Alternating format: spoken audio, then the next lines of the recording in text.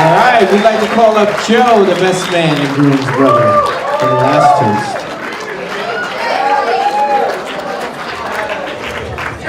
Check, check.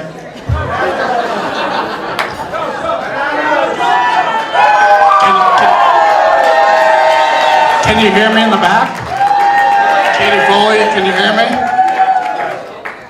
Angela, you can hear me? All right. I'm just gonna start reading.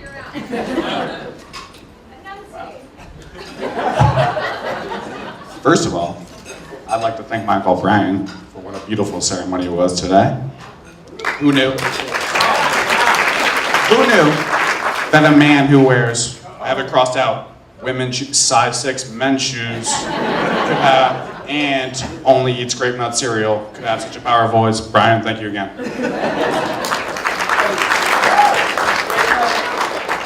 Great nut scout, too. So, next, I'd like to thank all of you for being here today.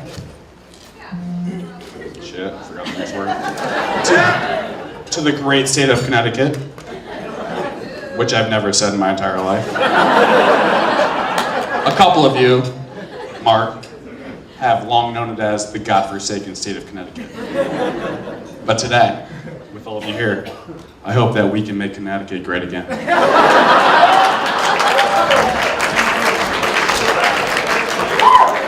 For anyone who doesn't know me, my name is Joe Lepre.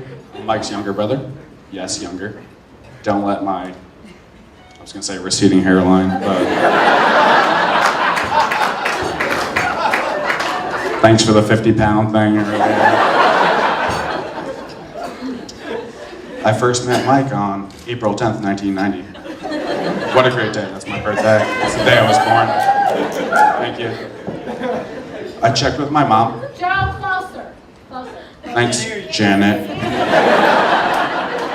Mrs. Gaynor. Love you, Joe. I checked with my mom, and she confirmed that by my first birthday, not only could I beat Mike in an arm wrestle, but I outweighed him. I'm just gonna read straight off this now. Don't talk about arm wrestle. The arm wrestle part may seem like an exaggeration, but if you check with any member of the Keene family who was at Memorial Day Barbecue in 2012, they know exactly what I'm talking about. Should I explain more? No? Yes? Should I? So, in 2012, we had a couple drinks. I was 22 at the time, and my cousin, it was Katie, right? Katie, that was you. Oh, yeah. You were like, Brian, like you look very strong, like you should like challenge Joe to a fight. He did. An arm wrestle. He broke his arm. He left in an ambulance. He had surgery. It's not funny. It actually happened. Yeah, it's fine. I'm gonna get back on the... It's weird to it's hard to like get back into where I was in the speech. So you're at the Memorial Day Barbecue in 2012. All right. That's not to say I didn't look up to Mike, it was quite the opposite. Family of videos would show that I was Rudolph in the Christmas show. Mike would be yelling at me the whole time. I was whatever Ninja Turtle he told me to be. I was whatever Power Ranger he told me to be. I can still remember today whenever I didn't do what he said. Joseph! If anyone knew Mike before he was 20, his voice did not drop until he was 20.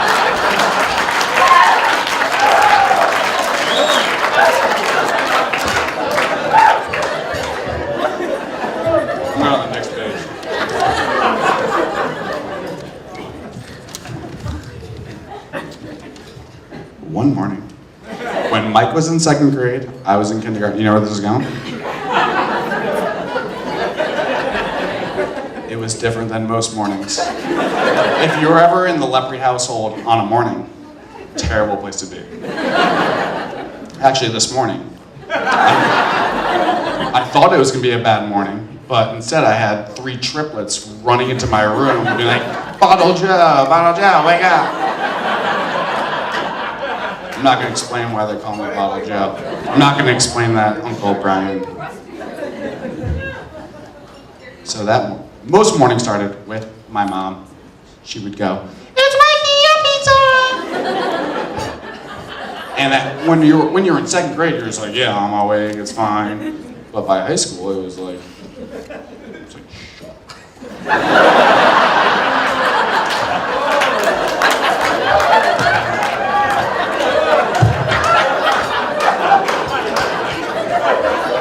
The only thing different this morning was, this is, again, to go back, Mike is in 2nd grade, I'm in kindergarten. The bus arrived, and Mike was not there. So what do? I started crying. I was like, Mom, do you remember that? I was like, how do I go to school without my big brother? I started crying, I was like, how could I possibly do this? My mom, she's the best. What'd you do? She gave me $20 and then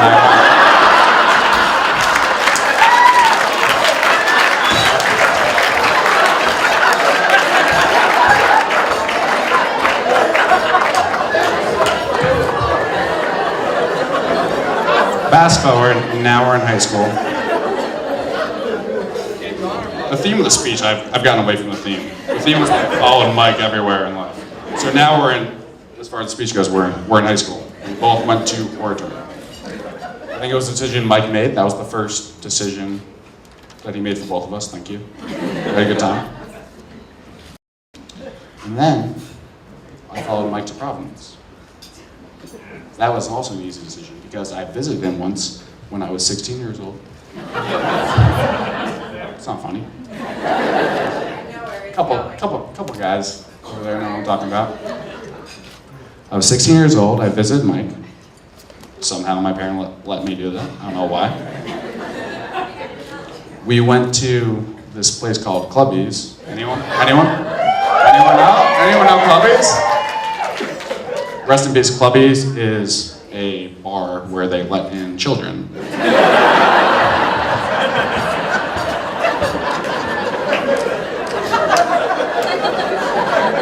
So I got in there as a 16-year-old. And I came home, my dad was like, you wanna go on like a bunch of college trips or go look at like Fairfield, Lehigh? I'm like, yeah, sure, whatever. But I knew where I was going.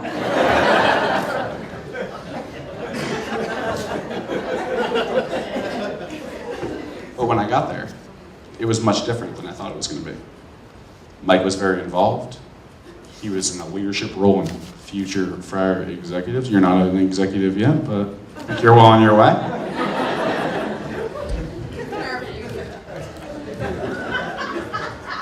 I think you were the treasurer.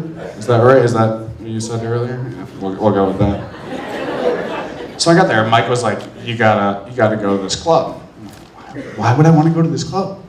It sounds terrible. It's like you just like talk about like how you're gonna have like a job someday. It's like, why would I want to do that? I came here when I was 16. I know why I'm here. I'm just gonna go to Clubby's every single day.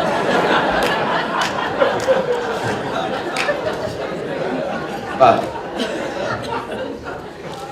the treasurer of the finance committee of future Friar executives is sitting before you right here. He called a meeting one day of the finance committee. Jess was in the finance committee. We were in the library. Mike was trying to come up with something for us to like talk about at the club meeting. It was we had to do a current events thing, and he was like, "Does anyone want to present on this topic?" And Jess was like, "Yeah, definitely. That's me." I'm like, what is her deal? Why would you want to do that? You don't get anything out of it. A couple months later, I heard they're dating and it all made sense. So I was like, she's not that weird, she just liked Mike. All right.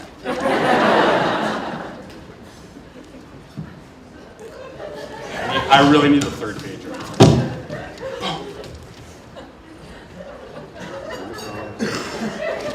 Jess fit in great right after that. with the Lebrikeen King family, and we couldn't be happier to welcome her to the family. I'm gonna whoa, not yet. I'm gonna list my favorite things about Jess right now. Actually, my family's favorite things. She's a big runner. It's not my favorite thing. It's a big thing in the family though. She doesn't turn down a glass of wine. I like that. She makes her own biscottis. Who doesn't like that? And she knows how I like my nutrients. Nutrients means Bloody Mary. For anyone coming to the brunch, the bar opens at 11, so there's a slight lag between when you can get the Bloody Mary and when the brunch starts.